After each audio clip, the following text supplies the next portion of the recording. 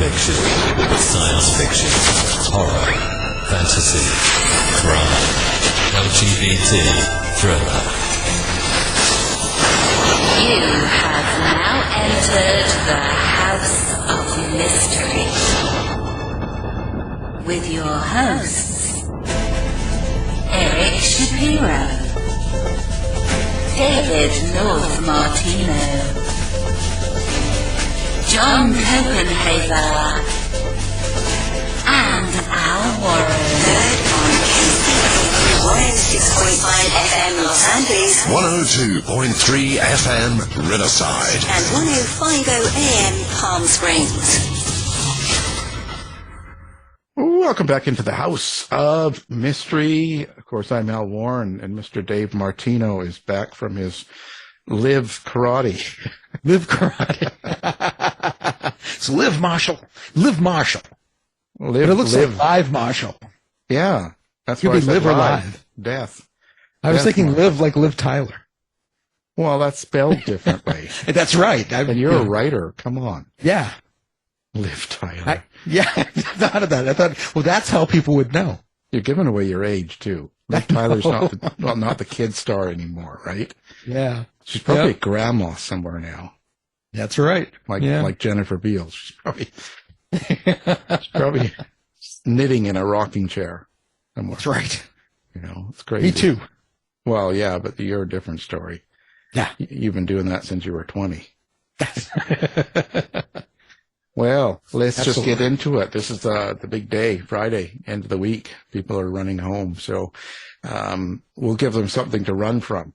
So we've got an author today, and he is big seller. He's done over 90 books, and sold over 1 million. So he's up there in your league, there, Dave. Oh yeah. So, Mr. Robert J. Crane, thank you for coming on the show. Hey, I appreciate you having me on, Al. Dave. Well, Robert, you've done a lot in this writing world. Did you always know you were going to be a writer from the get-go, from age of 4 type thing, or did it happen late? It's funny you say that. Yes, I did know early, but it's one of those stories where there's a lot of sidetracking along the way. So I knew I wanted to be a writer fairly early. I completed my first book, quote unquote, in like 4th grade. And everyone's praising, oh, it's so great. I can't believe you actually wrote a book in 4th grade. This is amazing. It's 5 pages. My talent for art has diminished in the years since. It's not kept up with the talent of the people my age. So now my skill is exactly the same level as it was when I was 10. Perfect. But I went to college and got a degree in English on the creative writing track, thinking, yeah, I would love to be an author. And when I got out of college, the professors in the few creative writing courses I took were very frank about it. You know, the path to publication involved at the time getting an agent, querying publishers to find one that will like your book, and then you're going to publish about 1 book a year, and probably 95% of authors aren't going to make a living at it. So this is going to be a hobby thing for you. You probably need to go get a master's and teach English if you want to do this. And so I was very discouraged by that. It didn't seem like a particularly viable career path. And so I put it aside and went into the financial services industry to try and find a way to make money. And then after about 10 years of beating my head against the wall, dealing with mortgages, investments, and insurance, I finally reached the point where, maybe actually writing books, I should probably get back to that, because this other thing is not working out for my sanity or really at all financially, because it was right at the time of the financial crisis. So no one really wanted to talk about mortgages or investments for some reason. Yeah, but so what made you go? I asked this because I think it's a tough career choice to be doing any type of work and then to decide to go into writing, because it's like you say, it's not an easy thing. Even today, there's a lot of self-publishing, and you still have to do a lot of promoting and marketing, and there's, if anything, self-publishing, there's like 1,000 titles every day that you're competing against, so you're overwhelmed. So is there something that actually lit the fire to make you, okay, I'm going to write a book, I'm going to find an agent, I'm going to publish this thing, Was there something that, drove you to that? Well, I did. I had an idea in my head that I just simply could not get rid of. It was the concept that became the Sanctuary series that I wrote. And I would go to work in the morning in financial services, and I'd be thinking about story ideas as I was doing the sales calls that I had to do and whatnot. And I just could not stop thinking about this. And I started writing it in my spare time in the evenings, just, a chapter at a time, whatever. And pretty soon I was spending just hours and hours, on my evenings and weekends writing. And so I started looking into, how do you become a professional author, a published author? And I was very discouraged by the traditional route, the querying, the publishers, because I had an idea, and it was an epic fantasy series. I just finished writing the 12th book in that series. It's coming out in June. And I just didn't think that in general I'd have a lot of luck selling a publisher on this particular concept over the course of 12 books. And, I'd get one book out or something and they might cancel the series, which does happen sometimes. And I'd be out of luck. And so when I looked, I did discover that in self-publishing, there's a lot of, like you said, stuff that you have to do and to promote yourself. But it gave me the freedom to be able to hold a series through until I felt like I'd finished telling the story I wanted to tell. And so I decided to go that route. I looked into what the people who were actually having success at self-publishing were doing. And I followed that path, and it worked out really marvelously for me. I think actually we're at over 3.5 million books sold at this point. Yeah. You sleep with a lot of people you get there. Yes, they fall asleep reading my books. It's not the equivalent, fortunately, because I think I would be dead by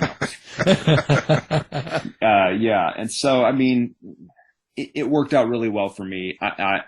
Dispositionally, I do a lot better with the self-publishing side of things because I've done a few public events here and there on my own dime as an indie author, but interfacing with the public, doing a book tour or something like that is not what my introvert heart wants to do. Instead, sitting myself in a chair and writing for 6 hours a day, 5 or 6 days a week is definitely more up my alley. Well, how does one do this then? Because what's the secret to being successful in self-publishing to the extent you are? I had a very fortunate start early on. I was able to, Amazon used to have the ability to set your books free permanently. And you could, so I write fairly long series by disposition. My upcoming release in May here, Shadows, it's book 54 in a series. And I was only 8 or 10 books deep in this series when I started having success. But what I did is I set the first 3 books free. And I said, hey, try my writing. I know you've never heard of me. Give this a shot. Read the first book or 3 books. If you like it, here you go. You can keep reading more. And at that point, you'll be paying me. But up till then, it's a free sample. It's a lost leader or, the samples in Costco as you walk down the aisle. Right. And it worked marvelously. I hooked people into my writing, made lifelong fans out of them. And, so many of them have been around from the beginning. So that was what I did at the time. Nowadays, it's, a little more complicated. You still have to adopt the basic precept, though, which is you need to get people to want to try your writing one way or another. I suggest hostage situations. Yeah. Well, do you think output itself, putting out all those books, has worked better for you than interactions with readers? Do you think that just creating a large volume of work has led to your success? Well, as a certain 20th century monster said, quantity does have a quality all of its own. And so, yes, there is a certain amount of, bludgeoning the reader I can do by just flooding their inbox with 10,000 emails about how many different books I've published. But there has to be a certain level of enjoyment they derive from it. But absolutely, it does make it easier when you have, I'm writing my 99th book right now. It's easier for me to have 99 books to sell to people in 10 different series rather than if you've got one author who has 2 or 3 books out there and then they have to continuously flog those 2 or 3 books in order to, establish the number of sales that they would need in order to make a living on a yearly basis. Well, I noticed you're quite the series writer. And when you do that, like like you were saying, book 54, book 55, how does that all stay in your brain? Like so many, editions of the same sort of story, and quite often characters or theme or world, I guess, if you create a world. Like how does this happen? Well, okay, so the series that is my longest is called The Girl in the Box. It deals with one main character, who is, it's like a superhero movie with a thriller or mystery twist. And there's a lot of things you can do in the superhero genre in terms of genre bending that isn't necessarily available to an author. Like in my epic fantasy series, I only had so many epic fantasy stories in me before I had to kind of wrap that one up to a close, because you can only push the bounds of one character so far in an epic fantasy situation. I mean, eventually, they get tired of the epic battles. They've fought their last fight. It's over. Whereas if you think about the Marvel Universe as kind of an example, you've got one book or one movie that's Guardians of the Galaxy. And then on the other hand, you've got Captain America, the Winter Soldier, which is a political thriller or a thriller in general. And so having that kind of superhero template to work with, I can write a mystery one book, and then the next, like the one that's coming out on the May 2nd is, it's a spy thriller. And so having that breadth of options available to me allows me to not get stuck writing the same kind of character in the same situation over and over again. It allows me to really push her in some different directions. But that said, it won't go on forever. I'm probably in the last stretch of 10 to 20 books at this point, I would say. We can only live in so many boxes. Yeah, exactly. Well, with your series, how do you deal with continuity? Remembering continuity. Do you use? Do you have tools? Do you have a process? Do you have a series Bible? How do you do that so that everything stays consistent throughout? 50 books. I have a pretty good memory to start with, so that is a key point for me. Although it's not as good as it was a few years ago, but I do have a series Bible that's updated by my last stage proofer. Every time I finish writing a book, she updates it and then sends it back to me with the final revisions. And then I have a series of advanced review readers that read it and let me know, hey, you might have messed up this. And if it's serious, I can fix it. It's rarely, most of the time, I pretty much catch it almost all the time by myself or with the help of one of my editing steps. I have 3 different editors, I should say. I have an editor and then 2 levels of proofing after that before it even gets to the beta readers. And so in general, I'm able to keep the continuity pretty straight in my own head, either through my own memory or the series Bible. Although occasionally I did forget that there was one character a couple of books ago. I had to thank one of my fans because I was interacting with fans on social media and I said, oh yeah, I've got this character is going to come back and, he's going to do something or another. And this one very voracious reader said, you do remember that he's pretty evil. I'd like to see him get a bad end. And I thought about it and I'm like, what happened with him? When did he go evil? And he cites chapter and book. And I go back and I'm like, oh my gosh, I'd forgotten I had done this with this character. And so I adjusted the story accordingly, thanks to my reader, David Miller, managed to give this evil character the proper send-off instead of making him comic fodder and allowing him to continue living in the universe. Yeah, worst thing in the world is to bring someone back to life that they're dead, He wasn't dead. He was a pretty bad guy though, and I had let him get away with it. So so your characters like that, like they're really bad, evil kind of people in these fantasy books. How do you kind of feel them or get them so that they seem real, like people buy into these evil characters? And is it hard for you to write bad people? No, it's scarily easily, which should worry me more than it probably does. So you live alone? No, I'm married and have kids, but when my first book in the series came out and the main villain was a serial killer, one of my wife's coworkers read it and asked her, do you worry about him, that he's able to write this kind of stuff? And she said, well, I didn't before, but now. Yeah, I mean, I've studied criminology quite a bit. I read criminology books for fun in my spare time. I read a lot of history, and so it's not very difficult to tap into the vast reservoir of terrible people and come up with the common threads that bind them to humanity, the parts of ourselves that we really don't want to acknowledge. So I just try to just put their humanity in there one way or another so that the reader will hopefully not see too much of themselves in these characters. But I will say that one of the villains I created, who was a serial killer, and I ended up eventually killing him, and readers to this day beg for me to bring him back from the dead because they like him so much. And I can't. I think I did too good a job on that one because he was appalling to me. I wanted him dead. I was sick of writing him. I guess a lot of bad characters believe they're doing it for the right reason, or they believe what they're doing is something that's good, or there's definitely a reason. Do you sort of explain that with your characters, or do you not write that type of bad character? They're just evil right through. No, I mean, I think in modern storytelling, you can't get away with this character is evil because they're evil. They have to have some sort of perspective that allows them self-justification. But in a lot of these cases, I feel like we've kind of filed the edges off, because a lot of these really bad characters or really bad people, they didn't necessarily think they were the good guy. They just thought, in some sort of grand sense of story, it was that they thought they were right. Someone annoyed them. Someone wronged them. Someone gave them a grievance. And so, I mean, in some cases, villains can be villains because they're petty and mean and had, some small things go wrong in their life that they just held on to, let themselves get bitter.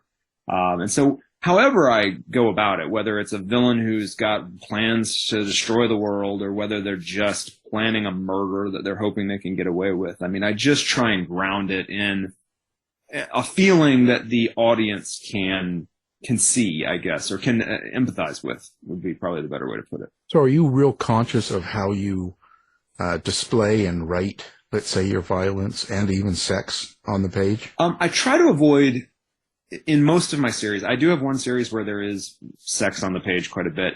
Most of my others, it's fade to black. But I mean, in terms of violence, yes, there are, I have not tended to flinch from being extremely violent on the page. I guess that's a more American way of doing things. But there's no, sex is terrible, but show someone slitting 18 throats, that's fine. No, that's good. But yes, that tends to be the way I approach it. When you're doing this, like a fantasy book, now for someone that's old like me, mm-hmm.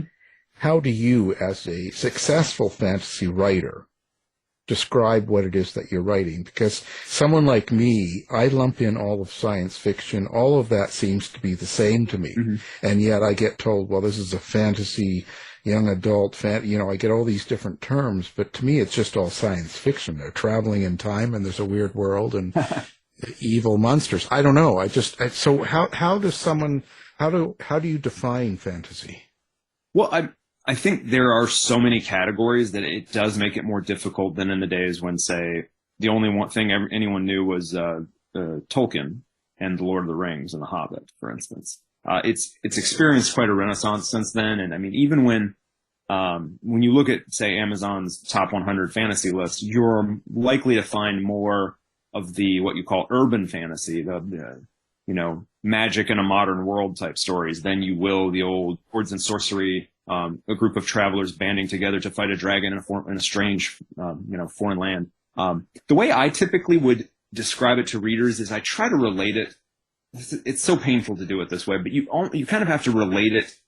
You either have to have a hook that is instantly understandable, that they will grab them immediately. That's probably the preferred way. Or you have to have some sort of way to relate it to what they've read in the past. Like I would typically, if I'm in a hurry, describe my epic fantasy series as Lord of the Rings meets Game of Thrones. It's not the most artful way to describe it, but in marketing terms, if you've got 50 words to work with, it gets the basic point across so that someone knows the genre. They know it's maybe not as dark as Game of Thrones, but probably not as light as Lord of the Rings. And so, I mean, whereas, Girl in the Box, I would say it is technically considered contemporary fantasy or urban fantasy, but I would describe it as more like a superhero meets a thriller detective sort of tale. And so typically, yeah, I go with relational terms where I can explain to people it's like this and this with a dash of this thrown in order to just make it so that I don't have to build the description of the genre from the ground up, because brevity is, I was going to say the soul of wit, but it's such a cliche. It's still all the same to me. Lord of the Rings and Game of the Thrones. I wouldn't see them different. Yeah, I mean, it's a difference in tone, really. Game of Thrones is a lot darker, a lot more political in the sense of the grand sweep of evil machinations of the people vying for the throne, whereas, Lord of the Rings would be more driven by the nobility of man trying to defeat the evil villain who is truly just evil, rather than in Game of Thrones, the competing political interests where people come off evil because they're more self-serving. So I guess it's really just a difference in worldview, probably. But you do see the difference, though, between, contemporary fantasy where it takes place in a modern world where it has some element of magic versus the medieval type worlds. Well, I can see the difference, but I don't really think they're different. Okay.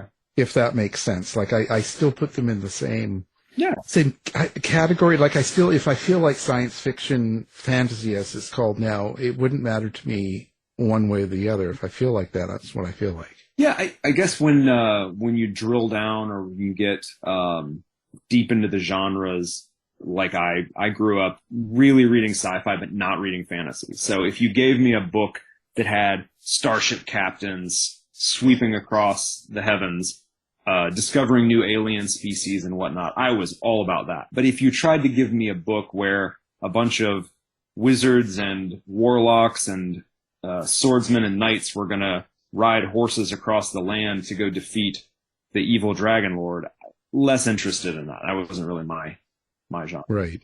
And that's the difference between sci-fi and fantasy. But they have a lot of fan overlap. And, if it's not a genre that interests you, then, why bother to categorize them that deeply? Well, that brings the question to, how did you get into epic fantasy as you were more into science fiction? I really played a lot of fantasy video games, even though I didn't read the fantasy genre. And then eventually I started to read the fantasy genre a little bit, and I discovered Tolkien. I read Lord of the Rings finally, and I really loved that in college, along with The Hobbit. And then I ended up discovering Brandon Sanderson, for instance, who is just a phenomenal writer, and obviously a legend at the top of the fantasy genre, as well as Jim Butcher, who writes the Dresden Files. His series is just amazing. And I mean, those and my own experience again in video gaming really drew me to that world, because I really was more of a sci-fi or classic, Clancy thrillers type reader before that. Geez, my name should have been Butcher, right, in True Crime. That's a really good name Exactly. for a Yeah. Yeah. Tell myself, I should have been Al Butcher. You could still be Al. I still can, yeah. You could do it. I'm going to write this down. Well, with your epic fantasy, I was just wondering, where do your characters come from? Are you drawing from mythology or tropes, or do you create your own unique outlook on the fantasy genre? You can't play in the genre without at least playing with the tropes. The main character for the majority of my epic fantasy series was the classic warrior archetype, but I just tried to take him in some different directions, give him some different flaws. He's definitely got the wrathful barbarian thing going for him. He's a man kind of out of place. He's more ambitious and less loyal at the outset than you would probably prefer in your typical fantasy hero. And so that's the fun of it for me, is to take him through a character arc where he sheds that, he builds that loyalty, he sheds that ambition that is not serving him so well. And so, you definitely have to at least acknowledge the tropes, and then go in the opposite direction of them, or do something, because there's just so much content in all of these genres nowadays that if you're not aware of what at least a baseline understanding of what has happened in the biggest names in the genre, you probably end up writing something that's a little too close to what other people have done in the past. Right. And don't get me wrong, there are some fans that, just give me more of this forever. I don't think it's necessarily a winning strategy in the long term to not iterate and at least create something new if you're going to play in that genre. How do you describe your relationship with your characters then? And I say that because we get all sorts of answers from family, friends. They're talking to them all the time and all this stuff. Like, where is it for you? I am their butcher. Let's go back to your chosen pen name. I have a bit of a reputation for swinging the axe on them when at the slightest provocation, or when the story calls for it. I like my characters. Some of them I really love, but if the story tells me to go in a certain direction, they're unfortunately going to be sacrifices to the story. It's just the way it goes. Nothing personal. Look out for the family. No wonder she's worried. If that's what needs to happen, that's what's going to happen. That's a different kind of story. I'm not in control of that one. Oh yeah. Well, so when you do that, when you're working out these characters and stuff like that, are you drawing them from people that you know, or maybe someone you've run into, maybe someone cut you off in traffic, or someone butted in line at the grocery store, and you kind of pick up their character a bit, and then you decide, okay, I'm going to make you suffer in this book? I cannot say I've ever done that where I've just directly taken a character or someone I've run into and really just drop them into the story without alteration. I'll take a characteristic of someone. Best example I can think of, actually, I was on a flight one time, and this is before you were allowed to keep your electronics going all the way into landing. There was this guy who, he was working on a laptop feverishly the entire flight. And then the overhead announcement comes, you need to shut off your devices. We're about to enter below 10,000 feet. He fights it all the way up until the stewardess comes over and tells him, you have to shut this. He shuts it, and then he pulls out a tablet and works feverishly on the tablet, hidden. And finally, he gets caught doing that. He has to put that away, and he pulls out his phone. I'm like, this is the most connection-addicted man I've ever encountered in my life. And so, that characteristic made the basis of a character. I'm thinking, what is he working on? What sinister thing could he be doing? And so I made that a character in the open of one of my books. And so I would take that, where it would be like, I saw this behavior, this attribute or something, and I would put it into a character, but then the character I wrote didn't look anything like him. If someone cuts me off in traffic, I typically forget them 5 seconds later. If I remembered, yes, I would schedule them for a terrible execution, but it would have to be kind of anonymously, and I always try to take, if I see something, and meld multiple characteristics together, because the intention was never to, just take life and throw it into the book. The idea is you want to put some creative work into it and make it fit for whatever you're doing, if that makes sense.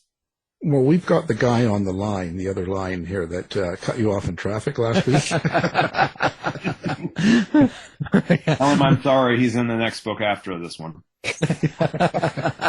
Perfect. Speaking of this, do you hear your characters? Do you have an inner monologue? I'm just trying to find out for your wife if you're hearing voices. I do not typically hear my characters. I don't talk for them. I'll typically give them an accent, and then I'll let it play out. If I'm writing the dialogue, I got this advice from Tom Clancy at one point. He said, you need to say your dialogue out loud, because if you say it and it doesn't sound like a line even you can deliver and you're writing it, then it's probably not something someone would say. I mangled that. That's not his actual quote, but the spirit is the same, in that you should probably speak your dialogue out loud in order to make sure it sounds somewhat reasonable. And so I do that, and I'll throw in a bit of an Irish accent and see if this one character talks in this particular way, and that's kind of how I'll field test it. But I don't hear them as really living people in my head. I'm forced to come up with their lines for them, and I'm keenly aware that it's me trying to think about it in terms of, well, this character has this terrible backstory that's nothing like my upbringing. And so how would he think about this situation? And so That's good. I mean, you're not driving down the road listening to someone telling you what to do. well, I am when I drive with my wife, but other than that, I will cut that. go ahead. Go laugh. She's got a great sense of humor about this. So what comes first for you? Is it the character? Is it the plot? Is it the setting, location? Like, how do you start out with one of these books?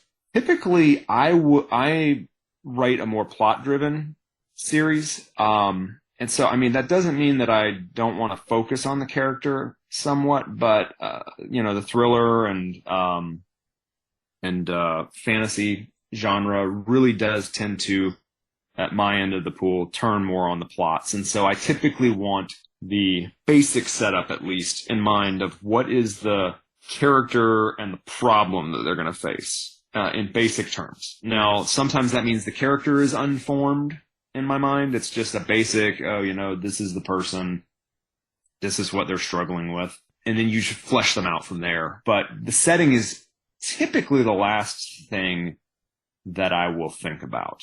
I'm not as good as a lot of writers. I mean, there are some writers that, my gosh, you open their book, you open Jim Butcher's Dresden Files, and Chicago just comes off the page at you.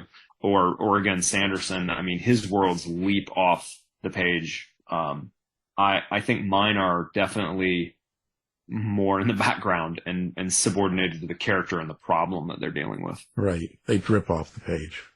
So what do you hope people get out of your book?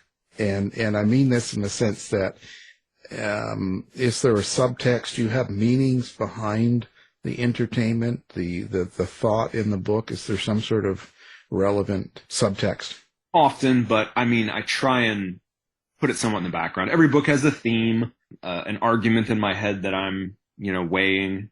Should it be this way? Should it be that way? And I'll have the characters ask the questions about that. In fact, one of my proofers sent back about my most recent release. Wow, wouldn't it be great if there was a philosophical argument in the middle of this book? And I mean, he tagged it right at a place where I had just let them have a philosophical argument. So just pointing out to me, hey, your subtext is showing. And so I have all that in there. I'm not very fussed if they just want to read, if readers just catch the main plots. That's fine with me. That's how I operated for almost all my reading life until I took a theories of literature class and I started to realize there was some deeper stuff going on in most of the stuff I read. And so I put it in there, but readers don't have to catch it in order to enjoy it. How do you think when you finish a book? I mean, you've got so many. I don't know if you noticed, but when you finish a book, do you feel there's a slight change in how you write for the next book? I noticed it a lot more in the first 20 books. Every single book at that point, I would focus on a different element of craft and really try and make this book the one where I write excellent description, and I probably went over the top on that particular book. The next one I might focus on really hitting the plot beats with maximum emotional effectiveness. And nowadays, I think it's pretty settled, and the stuff I think about is more little tweaks here and there. There's definitely not as much of a step change as there was back when I was earlier in my career and really focusing on a lot of the fundamentals as I wrote. So a little bit more natural now, I guess, at this point. Probably a little too natural. I probably need to read a craft book and focus on something for a little bit in the next book or two I read. And I do still read craft books and from time to time, and I try to, make one a focus of a book, but it's a lot less often than it used to be. Right. Well, you're getting old. I am. What makes a good book for you? As a reader or as a writer? As a reader. Like when you pick up a book and stuff, let's say, whatever, just randomly pick up a book and you start reading it. What is it that keeps you there? What's good? I'll give you a couple of examples. I read a couple of books this weekend, one of which was the aforementioned Brandon Sanderson's newest release, Tress of the Emerald Isles. It had very imaginative world building. It had a protagonist that hooked me instantly. She's just this kind of sweetly naive and endearing character, and the arc of the character that she goes on is really impressive. I mean, it was just very well done. Another book I finished this last weekend was the 8th book in Marco Cluse's Frontlines series, which is a military sci-fi book that I've been reading it for about 8 or 10 years now, I guess. And it's about a soldier in a far-flung war 150 years from now against aliens that are the size of buildings.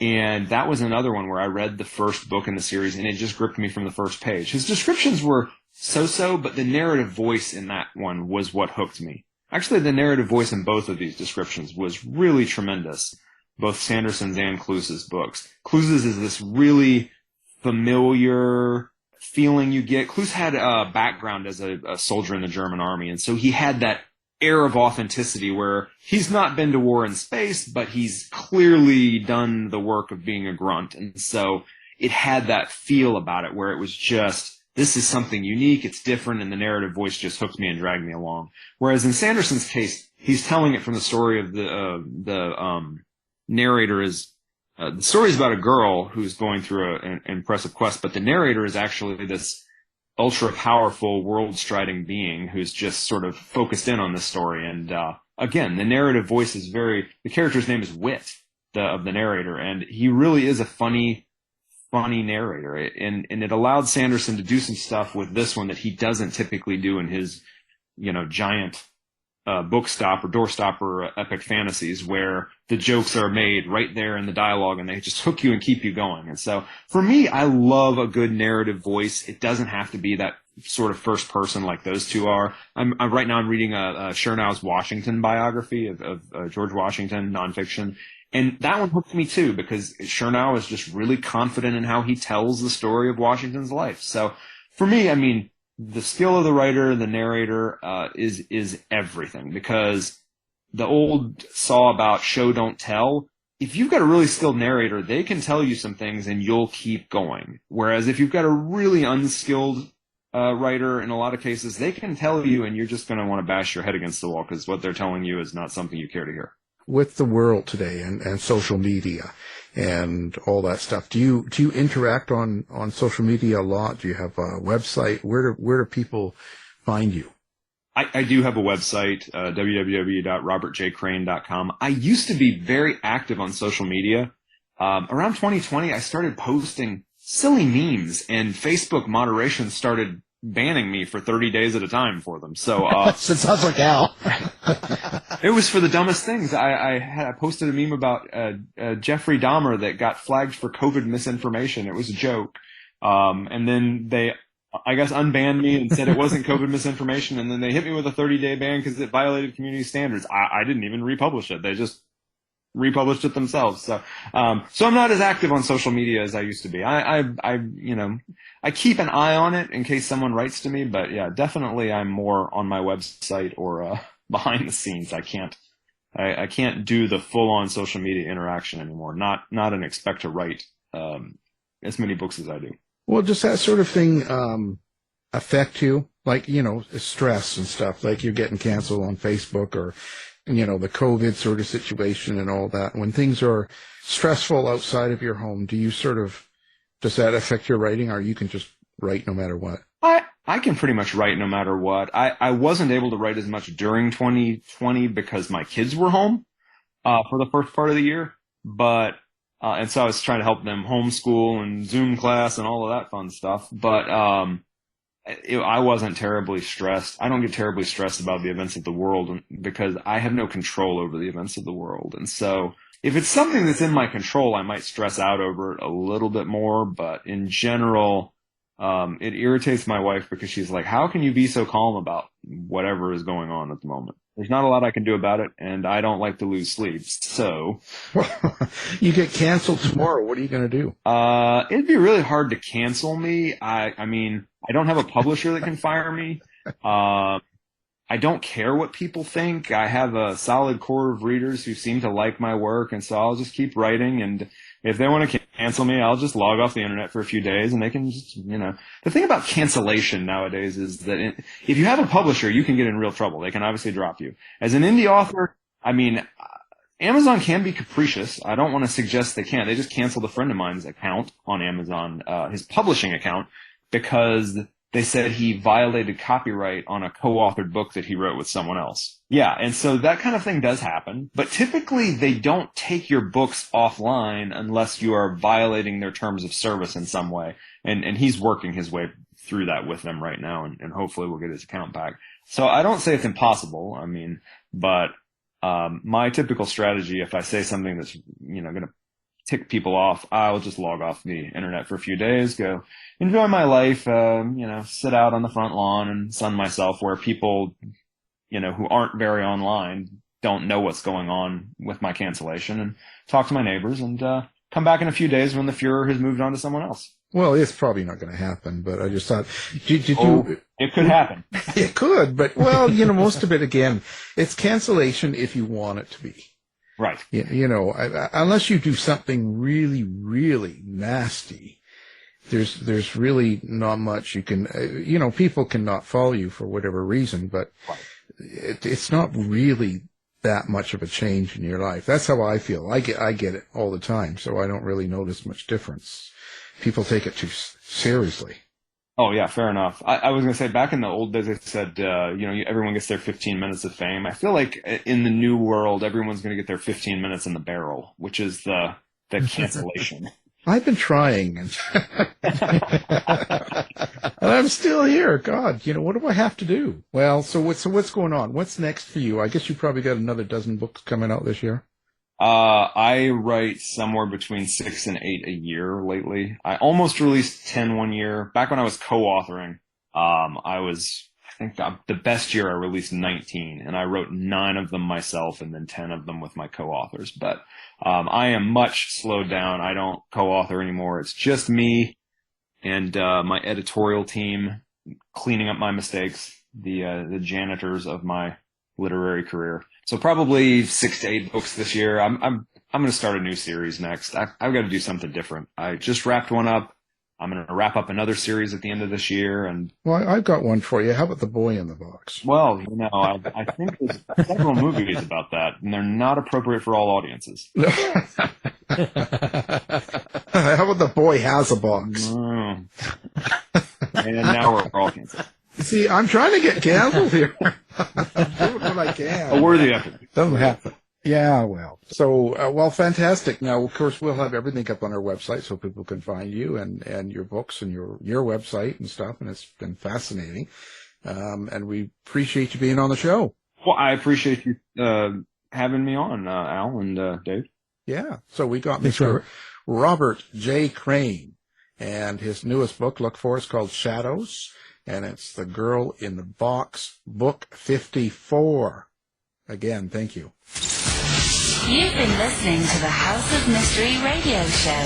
To find out more about our guests, hosts, or shows, go to www.houseofmystery.com. Show's over for now. Was it as good for you as it was for me? Yeah. Good night. This has been a production of Something Weird Media. I'll be back.